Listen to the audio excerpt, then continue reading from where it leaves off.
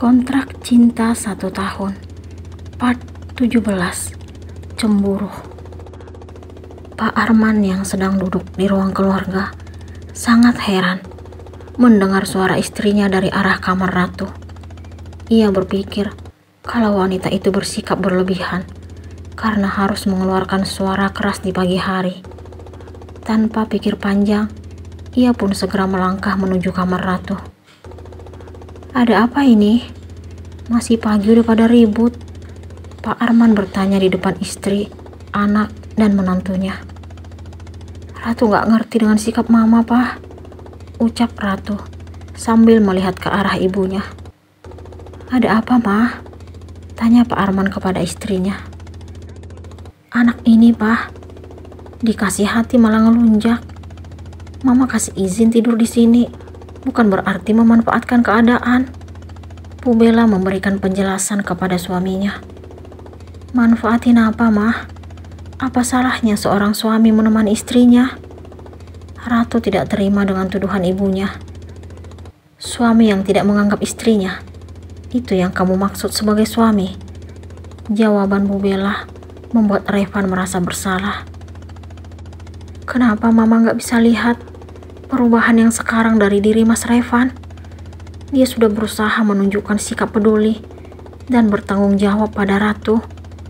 Ratu masih tetap membela suaminya. Kamu itu terlalu lugu, mudah dimanfaatin. Baru melihat perubahan seperti itu aja, langsung merasa yakin kalau dia sudah berubah dan bertanggung jawab. Bu Bella tetap menyalahkan menantunya. Ratu mohon, Mah, jangan seperti ini terus. Ratu sudah capek menghadapi semua ini. Dari kemarin Ratu berusaha diam.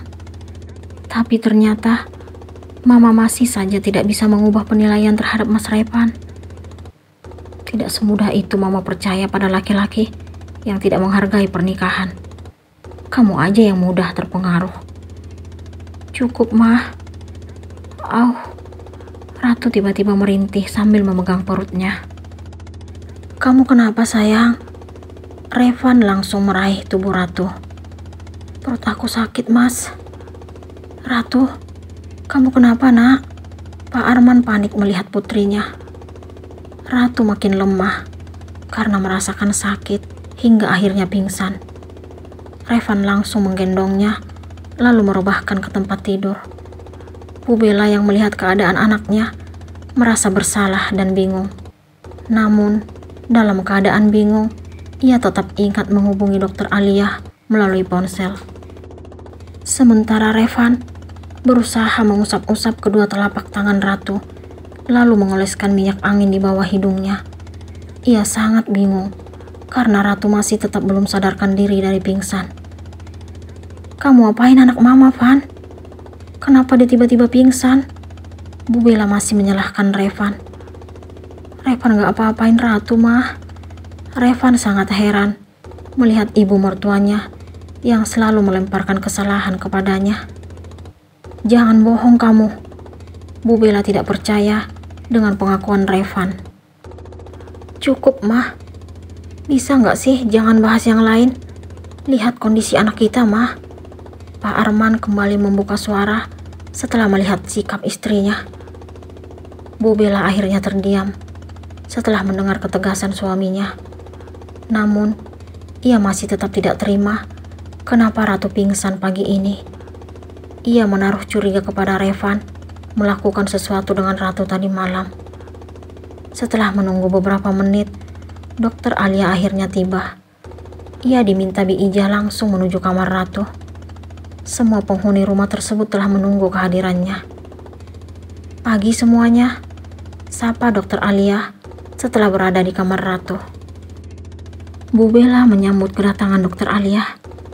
Pagi, Dok. Akhirnya yang ditunggu-tunggu datang juga. Tolong periksa kondisi Ratu, Dok. Dokter Alia segera memeriksa keadaan Ratu, lalu mengusapkan beberapa kali minyak angin ke bawah hidungnya hingga siuman. Revan sangat bahagia melihat istrinya kembali sadar dan membuka mata. Istri saya kenapa, Dok?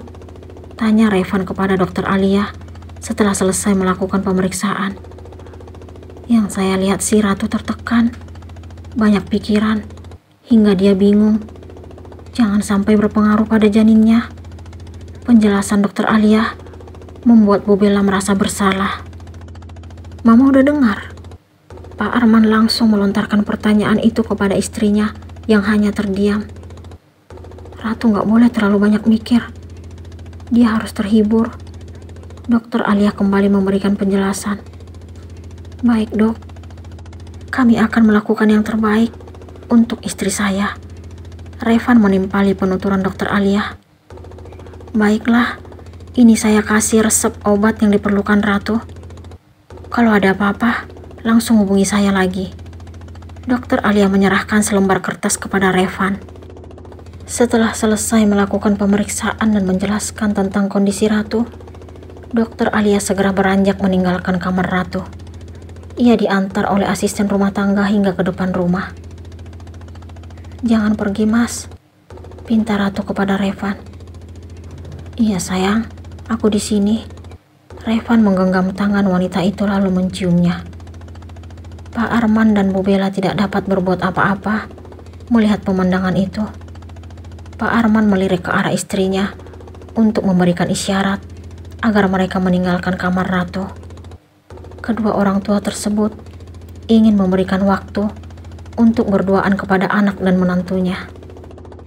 Papa sama mama keluar ya, ucap Pak Arman kepada Revan dan Ratu. Iya pak, jawab Revan berusaha tersenyum.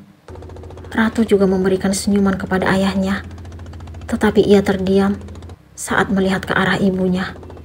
Ia berpikir kalau Bu Bella terlalu keras.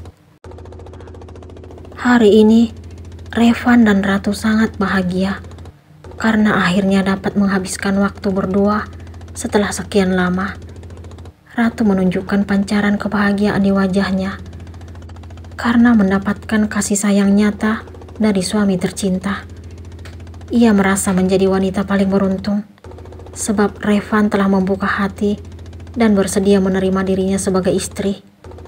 Revan bukan lagi sosok yang selalu berbuat kasar dan bahkan tidak menganggap dirinya.